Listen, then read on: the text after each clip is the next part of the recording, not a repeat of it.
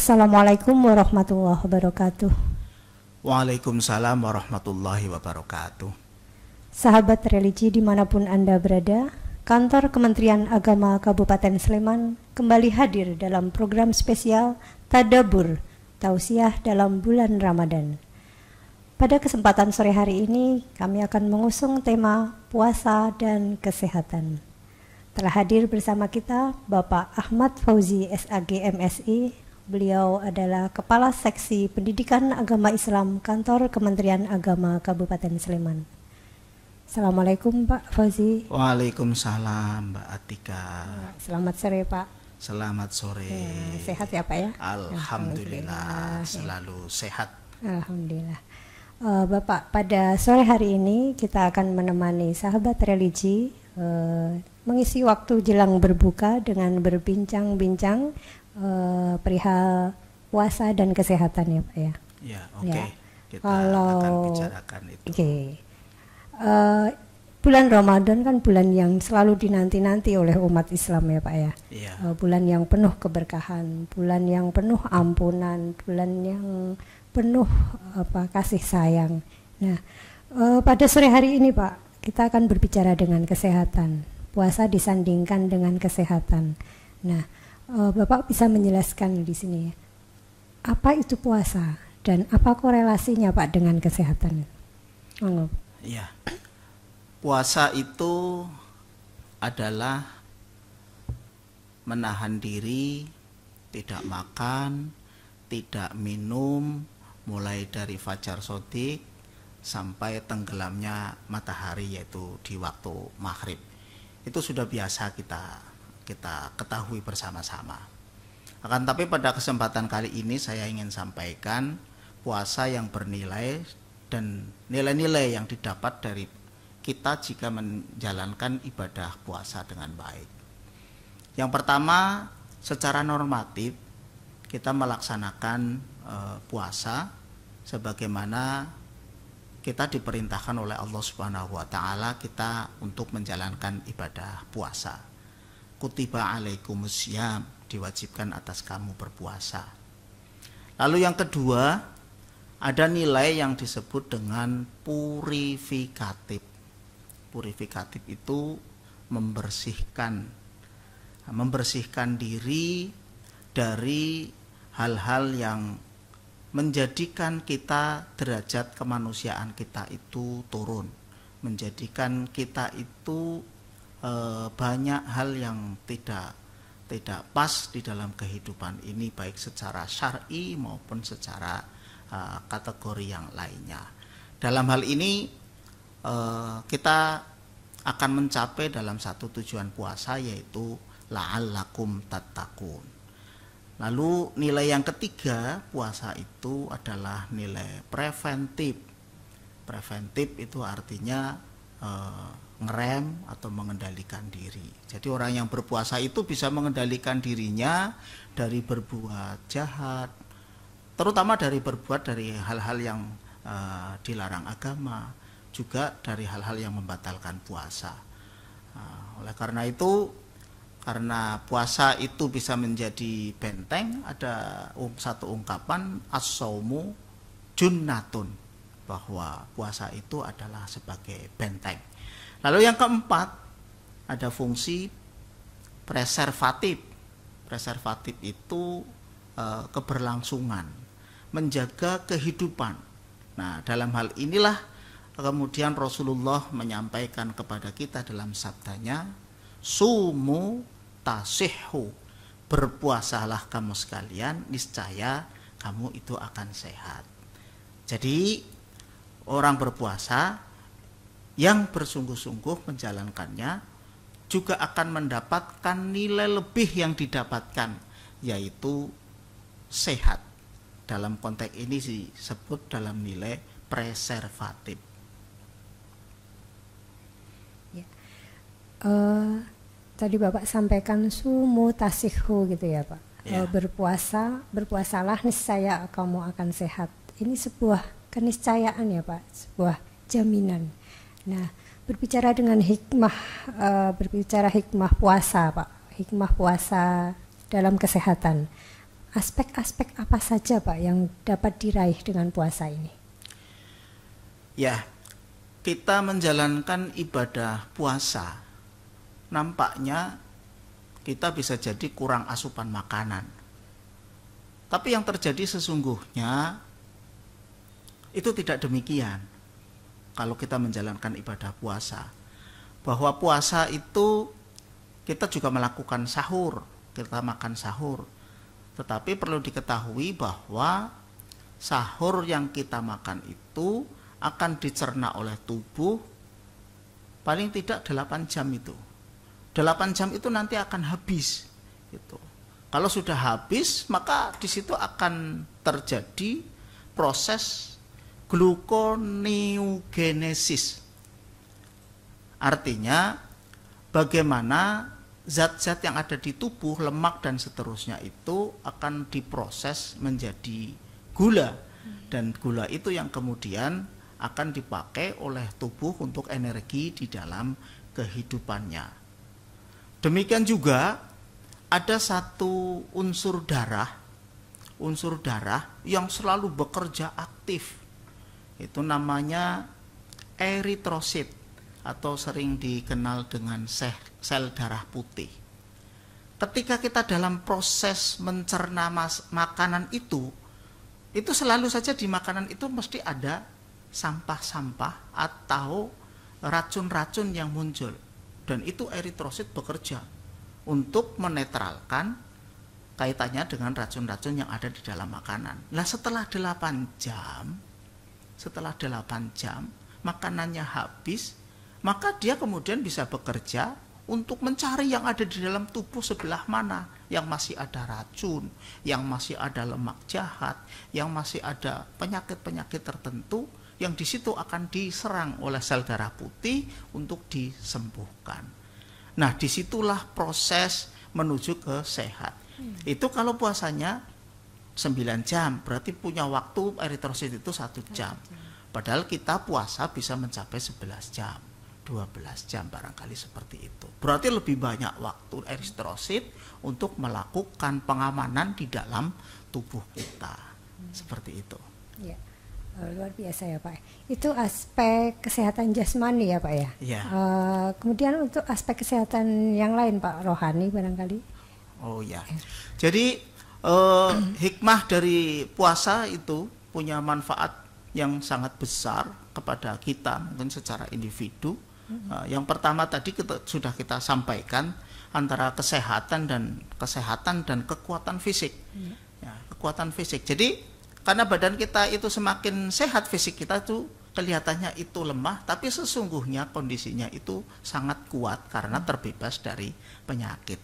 Itu hikmah yang kedua, kesehatan juga bisa melahirkan di situ kekuatan mental. Kekuatan mental. Kenapa? Puasa menjaga diri dari hal-hal yang mengakibatkan nilai puasa itu jatuh, mengakibatkan pahala puasa itu hilang. Nah, perbuatan-perbuatan manusia yang biasanya pada umumnya itu kan manusia sering iri, dengki, suka yang berlebih-lebihan. Kalau puasa nggak bisa berlebih-lebihan, malah dikurangi, makan dikurangi, tidur juga dikurangi, dan seterusnya. Banyak hal yang menurut kita itu enak itu semua malah dikurangi. Ya, jadi orang yang berpuasa mengendalikan diri, mampu mengendalikan diri dari tekanan-tekanan yang ada. Dalam hidup ini kan banyak tekanan itu loh. Ada tekanan masalah kerja, ada tekanan target-target tertentu, ada orang yang skripsinya harus selesai, harus pekerjaan ini harus selesai, kejar tayang ini itu dan seterusnya. Ini mau lebaran itu bagaimana belanja dan seterusnya. Tekanan-tekanan yang seperti itu, maka insya Allah dengan berpuasa kita menjadi terlatih, kekuatan mental kita menjadi semakin kuat. Lalu yang ketiga, ada hikmah bagi kesehatan dan juga melahirkan kekuatan spiritual. Itu kekuatan spiritual itu maksudnya menjadikan diri kita semakin dekat dengan Allah Subhanahu wa Ta'ala. Spiritualitas kita itu seperti itu. Dan janji Allah jelas di dalam puasa ini, as-saumu li wa ana adzibih, bahwa puasa itu adalah untuk aku. Dan saya yang akan membalas itu. Allah akan membalas kepada orang yang berpuasa, memberikan hadiah apa saja terserah Allah. Ini kan dekat banget itu, seperti itu. Maka kalau puasa menjadi sehat, puasa menjadi kuat secara puasa menjadi mampu mengendalikan diri dari tekanan-tekanan menjadi loss gitu, seperti itu. Ini sangat rasional dalam konteks ini. Lalu yang keempat, ini yang luar biasa. Ternyata punya hikmah kesehatan dan kekuatan sosial politik. Apa hubungannya puasa dengan sosial politik gitu? Nah, secara sosial orang yang berpuasa itu bangkit kesadaran untuk menyatakan dirinya itu lemah. Nah, kita hanya disuruh tidak makan saja itu sudah mulai lemah kok. Biasanya kita itu bergaya sok-sokan di situ dan seterusnya. Itu baru setengah hari kita berpuasa sudah lemah. Kita menjelang maghrib kan juga lemah itu, kondisinya seperti itu. Berharap bisa makan menjelang maghrib itu seperti itu. Nah, menunjukkan, melahirkan kesadaran akan kelemahan diri. Nah, ini penting. Ini penting karena kalau orang merasa lemah berarti membutuhkan orang lain. Ya, orang yang lemah itu membutuhkan orang lain. Lalu yang kedua juga secara sosial melahirkan satu kesadaran apa? Kesetaraan.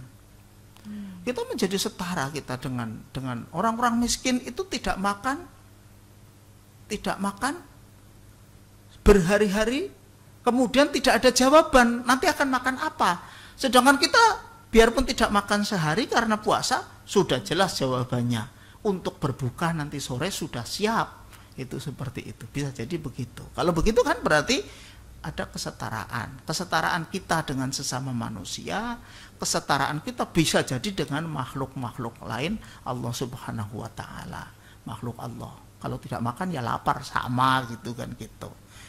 Lalu dengan adanya puasa yang baik seperti itu, maka akan muncul juga kasih sayang satu dengan yang lain, dengan saudara jadi ingat dan seterusnya. Saling membantu. Ya, bisa jadi kan karena berpuasa itu kok jadi menyaksikan dapur tetangga sudah beberapa hari kok tidak ngebul, akhirnya disuruhlah putrane ke sana gitu kan. Setelah itu Anda apa? Ternyata berasnya nggak ada. Akhirnya udah ini kasih itu. Itu di bulan puasa kan gitu. Nah, mudah-mudahan dengan adanya yang seperti itu nanti di luar bulan puasa kepedulian terhadap orang lain juga tetap tinggi. Ini di aspek sosial. Nah, yang menarik lagi barangkali kita bisa lihat isu-isu ternyata puasa itu juga bisa dalam dimensi politik. Nah, menjadi kekuatan di politik. Kita bisa lihat sejarah di India.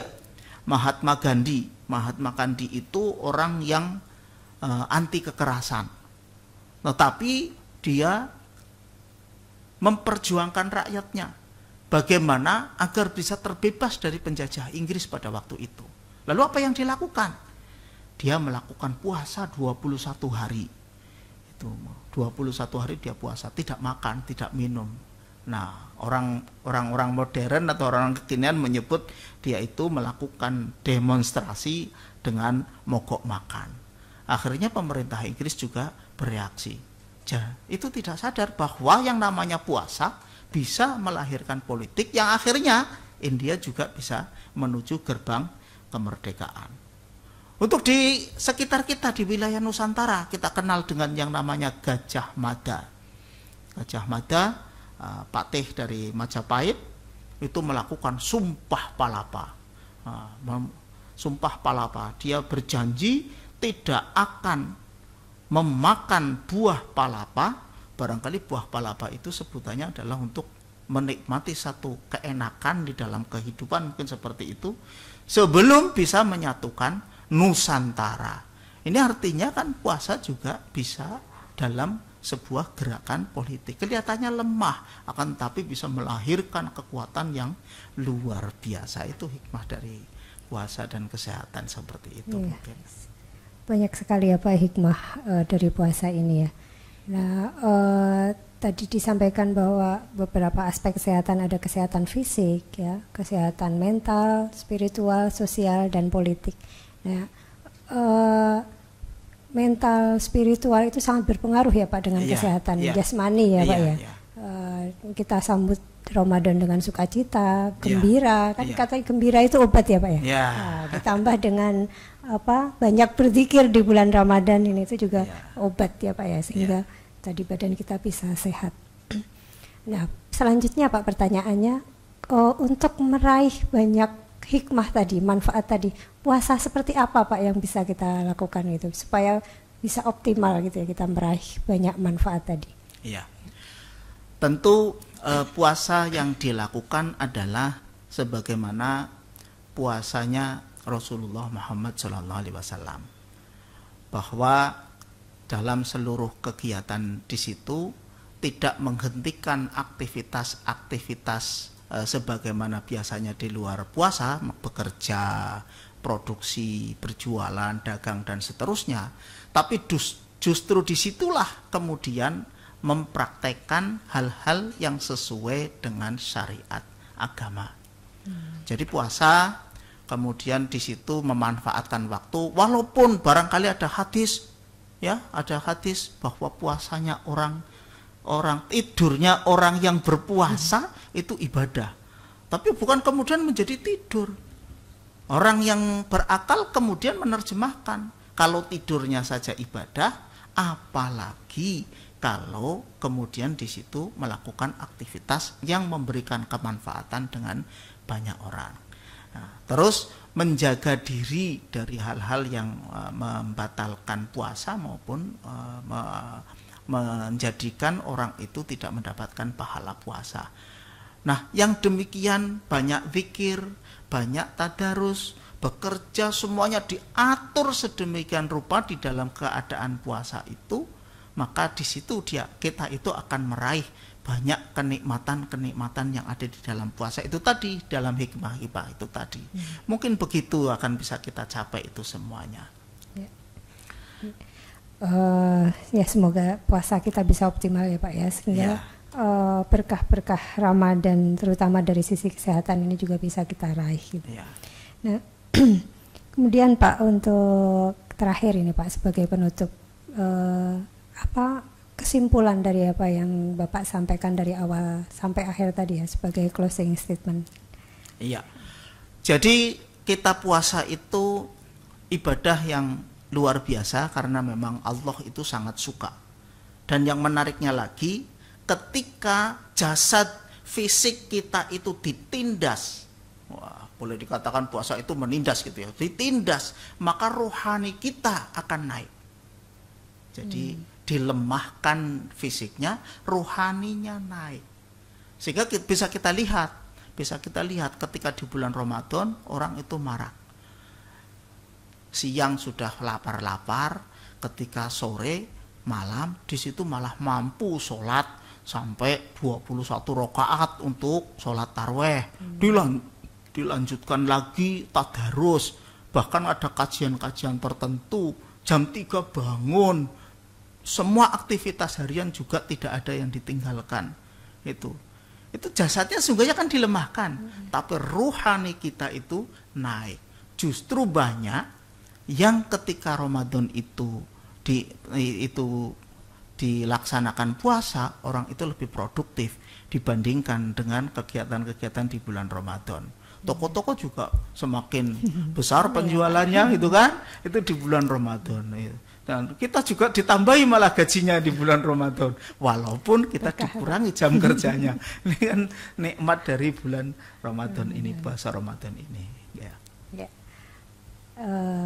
Jadi dari berkah Ramadan ini semoga ini menjadi madrasah ya Pak, kita melatih diri, meningkatkan amal kebaikan kita, juga memperbaiki pola hidup kita ya Pak ya, kan sahur, kemudian siang menahan lapar dan haus, kemudian sorenya berbuka, itu bagian dari peran kontrol pola makan ya Pak ya. Ya pokoknya itu nanti kisah menjadi menjadi sehat gitu ya. Itu sehat secara jasmani, sehat secara rohani, sehat secara ekonomi, sehat secara ya, mungkin akademis, ya, mungkin sehat yang lainnya banyak sekali, sehat komunikasi dan seterusnya. Ya, semoga kita bisa meraih amal-amal pahala di bulan Ramadan, juga meraih berkah dari kesehatan untuk berkah Ramadan untuk kesehatan tubuh kita gitu ya Pak ya. Ya.